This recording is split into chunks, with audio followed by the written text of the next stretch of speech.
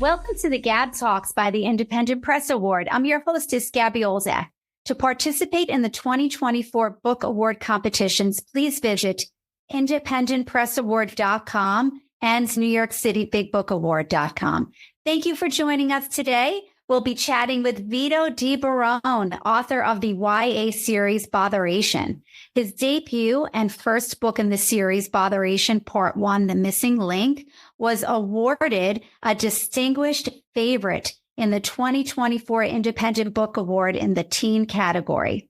So during his childhood in New Jersey, Vito was surrounded by books and was particularly drawn to mysteries and science books, astronomy, anthropology, archaeology, geology. In third grade, he even gave a lecture on dinosaurs to his classmates. Vito's love of science and books continued through elementary and high school. He studied physics at Fairleigh Dickinson University. From there, he went on to earn a graduate degree and traveled throughout the United States and abroad as an engineer, developing airplane technology, missiles, and land and water vehicles. Botheration was originally launched as a trilogy. However, Botheration Part 4, Tipping Point, is soon to be published. Botheration Part 1, The Missing Link, Botheration Part 2, Waves of Dinosaurs, and Part 3, Epiphany, is available now. Vito splits his time between Las Vegas and Los Angeles. Congratulations, Vito, and welcome to the GAB Talks.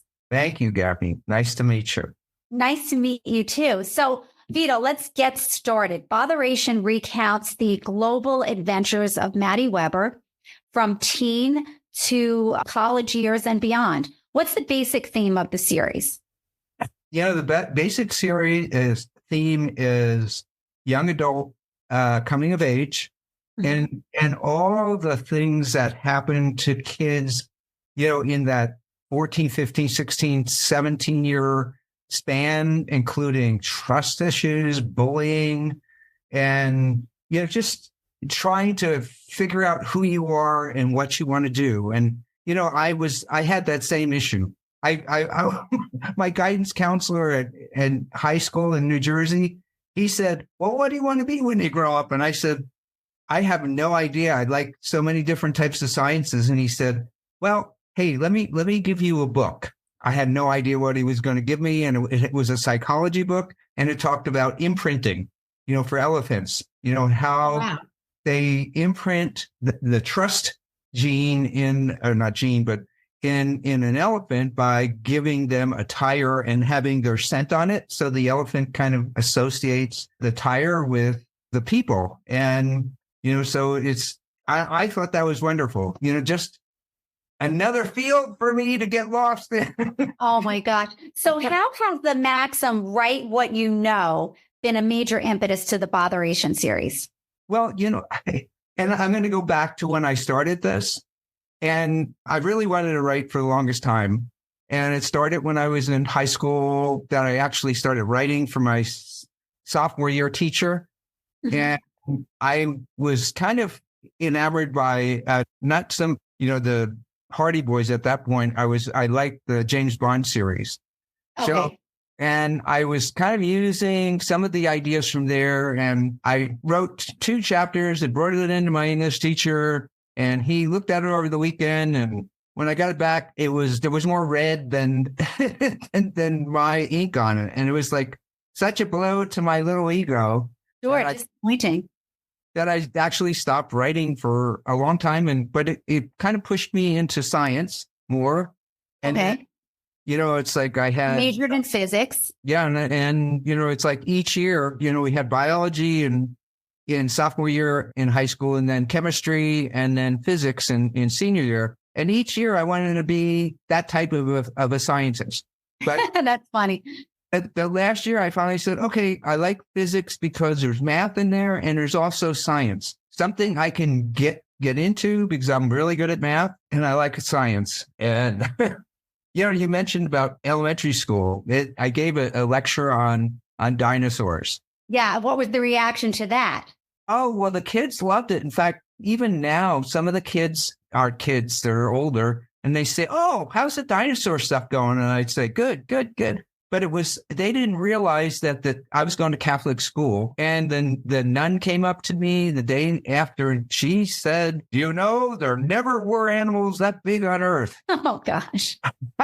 So, it was, anybody else would have just said, "Oh, okay, so I have to back off." But me, I'm kind of headstrong. So what did you do? Well, it was weird because I had a whole set of dinosaurs plus books. And my teacher told my parents, Vito has to get rid of all his dinosaurs, his dinosaur books, and give them away so he can do something germane to just school. So that hurt because my parents and the teachers were on the same side. So I gave it to my best friend. I don't know what he did with them. But then, it's like nothing ever goes away. So and then eventually when I was in college and graduate school, but my mind went back to that. It's like, hey, I love physics and everything, but I really miss the life sciences, like paleontology and biology. I did my own studies while I was working as an engineer. I started out as a physicist, but the work was a little, what's the word, non-existent. So I ended up working as an engineer on the space shuttle. Wow. So you touched a lot of different areas in your career. So Botheration is part techno thriller adventure, part teen drama. What makes these stories so special in the YA genre? Because it's different. It's different from the fact that these kids are really smart, which is not different, but the fact that they are bleeding their feelings out on the page, that, it's not working. Hey, I really like this girl, but, she doesn't like me. Oh, she smiles at me. So maybe I should do something for her. And that's sort of. We're referring to Maddie Weber, who's the main protagonist for our listeners, who has a major crush on Samantha, one of the popular girls, and he's a so-called nerd. So it doesn't really make it so easy. But why is Maddie such a unique kid? Because his parents actually vaporized in front of his eyes when he was 12 years old. He's 16.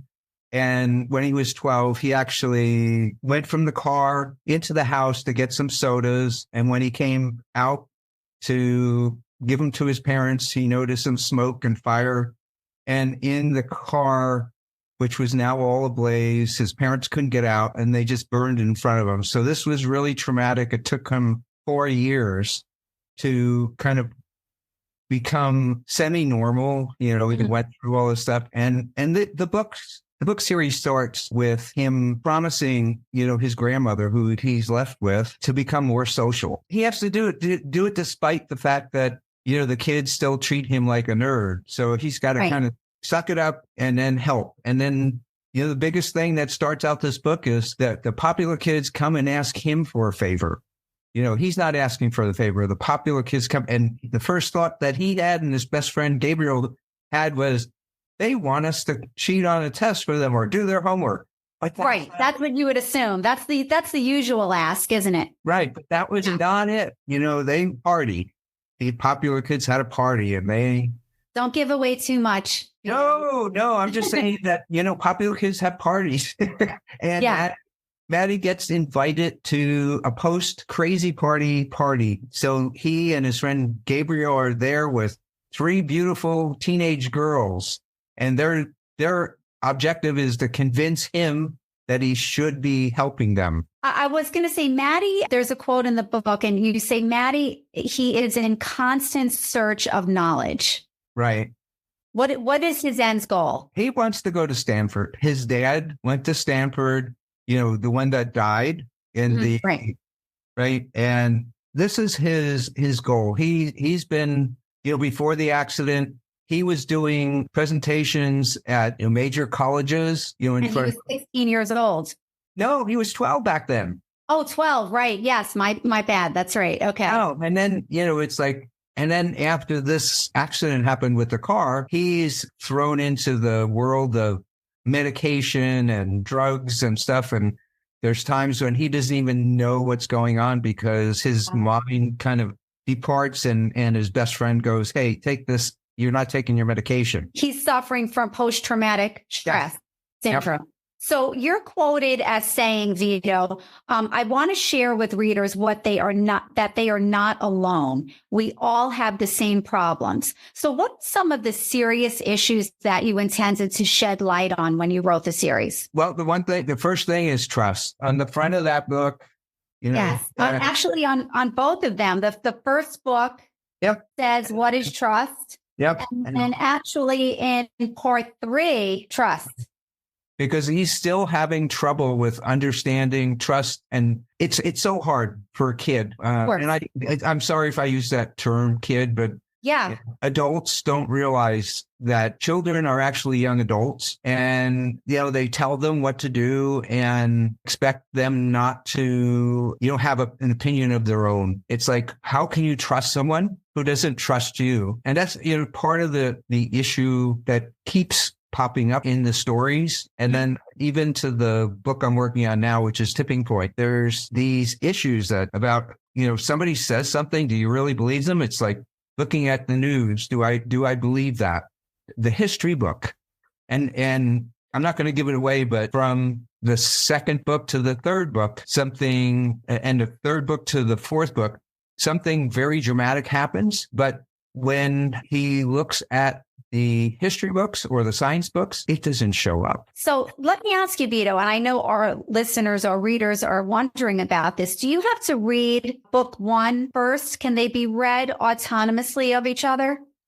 Yes, they can. Okay. The only thing that you would miss is some of the character interaction, because the first book, I kind of lay down the relationship that Maddie has with Samantha, and then the guys that she interacts, and then Chloe, which I want to make a series out of Chloe, she could be, the bad girl. You're excited about that series. So that's what's next. So I understand, actually, it's interesting that you say you're interested in launching maybe a series about Chloe, because what I've read is that initially, your main protagonist was not going to be Maddie Weber. It was actually going to be a female along the lines of Samantha. So why did you switch gears and decide to focus your efforts on a male protagonist? I did a whole lot of research before I started writing. And every article said the highest number of readers are girls, followed by women, followed by boys, followed by men. So you thought, let's do a female protagonist. Right. And I wrote a whole book, and Mary Jane, and I don't remember her last name, and that became Samantha. And when I shopped it around to agents and publishers, first thing they said was, what do you know about girls? Which was kind of a mean thing to say. No, they're right, though, because you did say, write what you know. Yeah. And what do you know? And I said, okay, I don't have that hard of a head that I won't make some changes. And when I rewrote that character into what's now Maddie, and Samantha was still there because I really, really liked her character and I really wanted to pursue it. This is the girl that when you're growing up in high school and you're any type of boy, there's always girls that will stick out in your mind, and it's like, okay, when I was a kid, there was one girl that I really liked, and I thought, there's no way she'd like me. And then years later, your Samantha, Vito? My Samantha. In fact, this lady, and I won't give her name away, but she helped me with some of the editing of the first book. Because she, when I was, because in the first book I used point of view. And I move around from Maddie to Gabriel to Samantha to some of the other characters so that the reader can understand what's going on in those other people's minds. Yeah, that was really interesting that you did that. I enjoyed that. Good. So how does Maddie evolve aside from age, starting with book 1 to book now 4? And I'm going to go back in terms of what I learned from the Hardy Boys. I grew up in East Orange, New Jersey. So my first crush on reading was actually the Hardy Boy books. And at 10 years old. Right. The series was gifted to you at 10, right? Right. And the author was supposedly Franklin W. Dixon. And I kind of really got into that whole series. And then I found out later on, this was a Strathmire syndicate. And this same person actually created all the stories for Hardy Boys, Nancy Drew, Tom Swift, a whole slew of books. And that's what I was kind of using as my starting point. He said he did not want those Hardy Boys to grow any older than 17. So as you read through it, they're evolving, but their age is not changing because he wanted to keep that niche of readers. And I thought, okay, I could do that, but I'm going to make my age a little bit more open. And there is some things, and when you mentioned about college and stuff, it opens up the storyline if you allow them to age. Right. Yeah. Yeah. And Maddie does go to college in book 2, but this is, and I don't want to give away that part of the story because don't. It is really something what can be done. It's not fiction what he goes through. Well, you have this from real life experience from your physicist. And so Botheration was conceived as a trilogy, Vito. So how is it that what happened? Book 4 is coming in.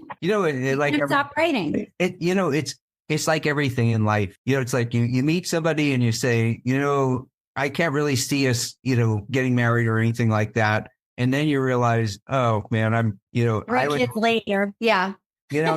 and I love writing. So and I love these characters and and I want to write them for a really long time. The only disadvantage to that is it'll take me longer to get to like a Chloe story. I mean, offline, I'm working on a TV series.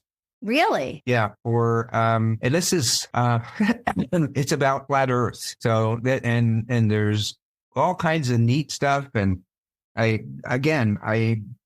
so it's not a Botheration series. No, it is not this is something that, I kind of ran into because this woman I was getting to know, she was involved in it. At first I thought it was kind of different. So Chloe might take a little bit of a backseat for now. I don't know. I mean, she's right now in Tipping Point. Chloe is back, and then so is this brand new girl called Tupsa. Her nickname is Tippy, and her last name is Carter. She's a cousin of Samantha. So we're tying in some of the characters, but also kind of weaving it into this new character Tippy, who is a expert gymnast that was on the Olympic team, but she's also bright, and we don't know at this point how bright she is. She's bright at the same level as Maddie, and that hurts his little ego too. I'm sure it does. So what was your favorite book to write so far? What was the most fun? Actually, in the first book. Really? Why is that? Yeah, because it's like that was totally an exploration. I was feeling my way around it. I went through, I think, 10 drafts. Wow. Okay. So that's how much in love with it, and I wanted to make sure that it made sense. And wanted to get it right. Right, and then, but then I saw all the openings that I could put into the second book, and dinosaurs, like I mentioned, have always been my other love, and I wanted to integrate that. And I picked not to give away anything, but Samantha's younger brother Freddie kind of gets in the act. He's 10 years old, and what do 10-year-olds like to do? Create mischief. Oh, for sure. So, Vito, do you have any advice for aspiring writers, particularly in the YA genre? Well, number one, trust yourself and trust, again, like you said, go from your strength. It's like write what you know. Yeah. It's, start with an outline and I was a pantser. That's the other thing. I started out as a pantser, and I would recommend for a new writer to start that same way because starting with making an outline and going through it, sometimes can dampen your spirits as far as where you're going, because you realize that there are a lot of hurdles you have to get. Some of our readers might not know, because they might not all be writers, what a pantser is. Oh, okay. You're right. Yeah. Seat of your pants. That's what seat of your pants. Yep. Right. So you recommend writing an outline for sure. And that's what I'm doing now with Tipping Point. I worked with one of the writers for Save the Cat. This guy and I spent, 5 months just coming up with how Tipping Point should work. And he kind of said, hey, this needs to be brought out, or you got to do this. And I did the creative heavy lifting. And then when I had that all kind of written out in an outline, I started writing. So right now, I think I'm on chapter 13, and I hope to have this done by the middle of the year, and then I'll put it into final edit and then publish. It's a labor of love. Part 4. So you expect maybe by the end of the year? Oh, yeah. That sounds great. So what is your lifelong motto? That's a hard one. My motto is Richard Feynman, one of the physicists that won an Academy Award. He won a Nobel Prize. He said, don't worry about what other people think. You do what. That's a good one. And that kind of sums up how I've been in my life. It's like, somebody might say, do this and do that. But, you have to go with your heart. And, I think that's what everybody that I've ever run into said about me. I'm really smart, but I'm not hard science smart. I'm more heart smart, where if something really, gets to me, I will, dedicate time and money and effort to get that taken care of. Well, that's a wonderful quality, Vito. Thank you. Really is. So lastly, Vito, where can our readers find out more about you, purchase all of the Botheration books? Okay. Amazon.com has everything. I also have a website that's www.maddieweberadventures.com.